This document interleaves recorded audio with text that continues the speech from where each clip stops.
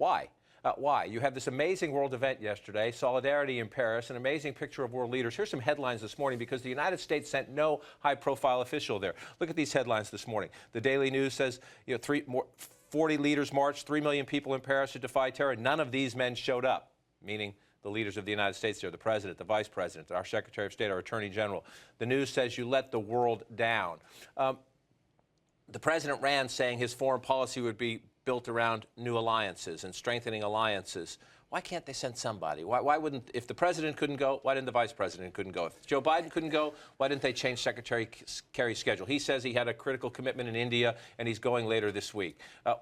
They could have called Bill Clinton or Hillary Clinton. Why not a big, look at the, I just put the picture back up of the world leaders. This is a pretty remarkable photo. You've got, Prime Minister Abbas and Prime Minister Netanyahu, President Abbas, excuse me, Angela Merkel there. This is the King of Jordan. Cameron, the King of Jordan. And why is if the United States, I mean, forgive me, but if there's ever a picture that says our policy is leading from behind, that's it. Yeah, and to your point, it seems so obvious here. It seems like diplomacy 101, and it's not just about showing solidarity with France. I mean, other world leaders who are there, are probably looking at the United States saying, I mean, what are you doing here? So, you should send somebody. One of the Kerry's excuse was they were going to send him to India, to sort of develop trade with that country. But look, I mean, India needs us more than we need them. I mean, this is sort of a unifying, huge world event. And again, to your point, this was Obama's sort of calling card coming into office, which is why it seems so shocking. It's stubborn, tone deaf. I don't. Well, and the French twice at American times of need have rallied to our side. I couldn't help, John, thinking when I saw those images of when JFK was killed and Charles de Gaulle was then still alive, the president of France, this imperious sort of 6'4" man marching here in Washington, D.C. at our moment of need.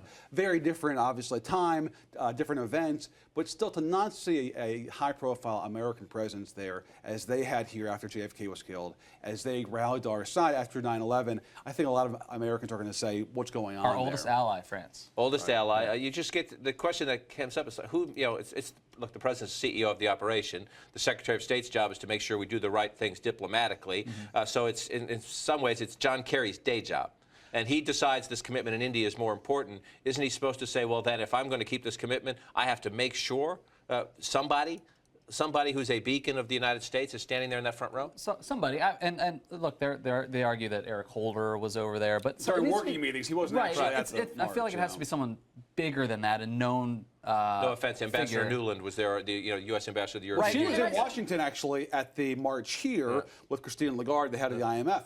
The highest U.S. official at the march yesterday in Paris was the U.S. ambassador over there, who was a big Obama donor, who got that job in part because of her contribution to President Obama. So there was really nobody in that parade at the sort of top levels of U.S. administration. And I sympathize with the security argument a little bit. We've all covered President Obama, sure. Sure, yeah, absolutely. But again, I mean, 40 world leaders there, they all have their security needs as well. Well, we'll see if there's any fallout from it. Secretary Kerry will be in Paris later in the week. He says maybe someone should have been there, but he thinks he did the right call. We'll see if he can make amends when he's there.